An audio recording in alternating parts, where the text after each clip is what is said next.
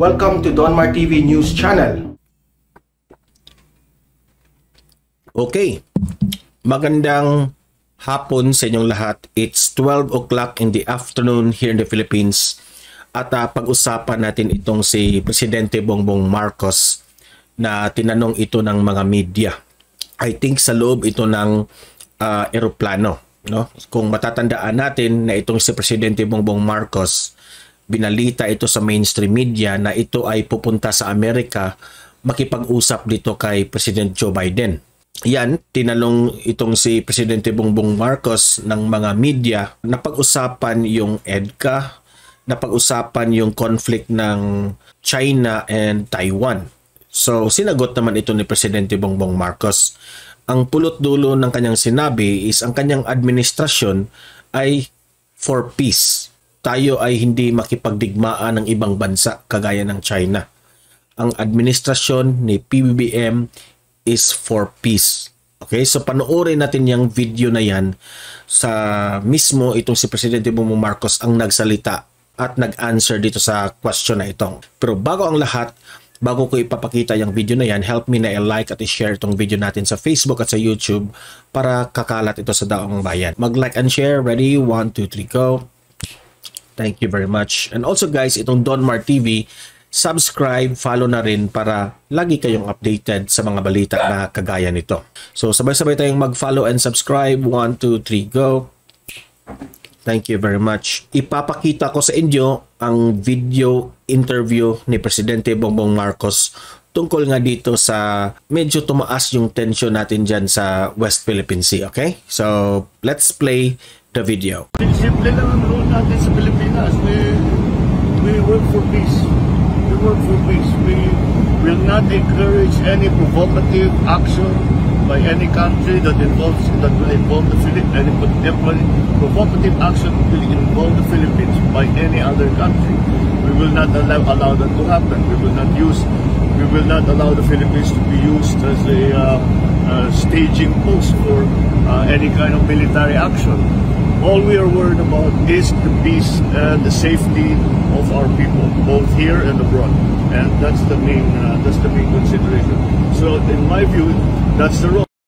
Okay, yun lang ipapakita ko sa inyo dahil yun ang highlight ng video na yan sa mga tanong ng mga media. Sa akin, marami kasing bumabatikos dito kay Presidente Bongbong Marcos na dahil dyan sa EDCA na yan, parang sinabi ng iba no, sa comment section na iba raw yung sinabi ni PBBM sa kanyang totoong ginagawa. So, ang sa akin naman, no, hindi maiintindihan ng karamihan itong mga nagpapanggap na mga magagaling mga eksperto kuno dito sa usapin na ito. Marami silang hindi naiintindihan dito kay Presidente Bongbong Marcos. Itong EDCA na ito, matagal na yung sinasabi ni Presidente Bongbong Marcos is for defense only. Hindi nga tayo magpro-provoke. Yan ang sabi ni PBBM.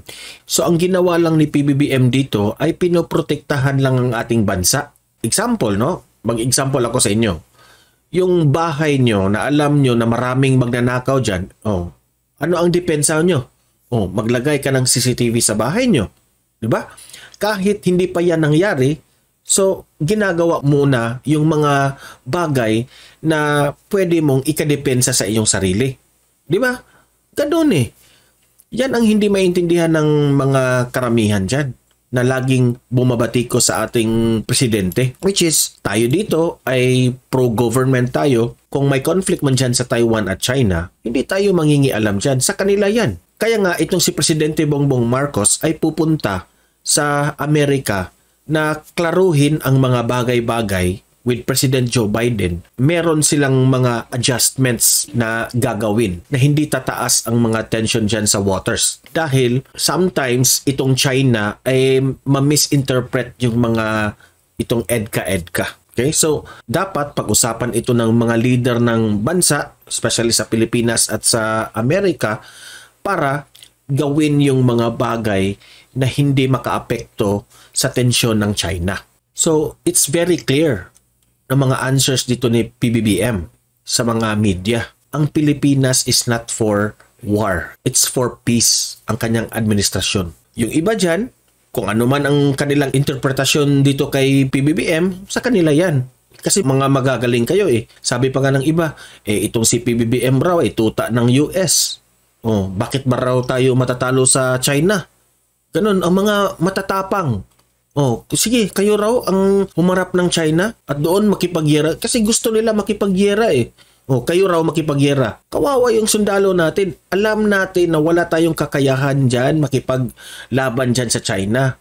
The best way that we could do is diplomatic. It's a good thing na meron tayong Mutual Defense Treaty. Dahil kapag ang China ay lulusob sa Pilipinas, dyan na, didepensa tayo. Yan ang panahon na pwede na tayong makipagdigmaan sa China to protect our own country. Dahil dyan sa Mutual Defense Treaty, sabi ng iba na ito raw Amerika ay plastic daw itong Amerika dahil hindi raw ito tutulong kapag magdigmaan na, kagaya raw ng ginawa nila sa Ukraine. Yun, analysis nyo yun. As much as possible, ang Pilipinas, ang bansa natin ay iiwas dito sa gulo. So yan ang pulot dulo sa sinabi ni Presidente Bongbong Marcos. Ayaw natin ng gulo. Nakita ko nga sa balita the other week na mismo itong si Presidente Bongbong Marcos bumisita doon sa EDCA sites, no, to check kung ano talaga yung mga what's happening on the ground. Hands-on talaga yung ating presidente dyan. Ininvestigahan niya kung ano talaga yung nangyayari on the ground.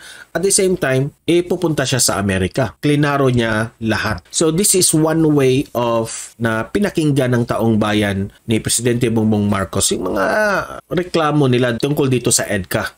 Sabi nila na peligro yung EDCA na yan dahil tataas ang tension dyan sa China. Ayan, pupunta na itong si PBBM dyan sa Amerika, makipag-usap kay Presidente Joe Biden. Buti nga itong si PBBM ay transparent tungkol dito. Kayong mga audience ko dito, libre kayong mag-comment, mag-react tungkol sa issue na ito. Alam kong sa comment section, marami ang mga iilan nating audience na hindi tayo magkapareha ng opinion sa usapin na ito. Okay lang yan. It's a good conversation na meron tayong makukuha na mga ideas sa ating mga audience. So guys, i-like at i-share itong video natin para kakalat ito sa taong bayan. Maraming maka-cooperate dito sa diskusyon na ito. And also guys, subscribe, follow Don Mark TV para lagi kayong updated sa mga balita na kagaya nito. So guys, see you in my next video.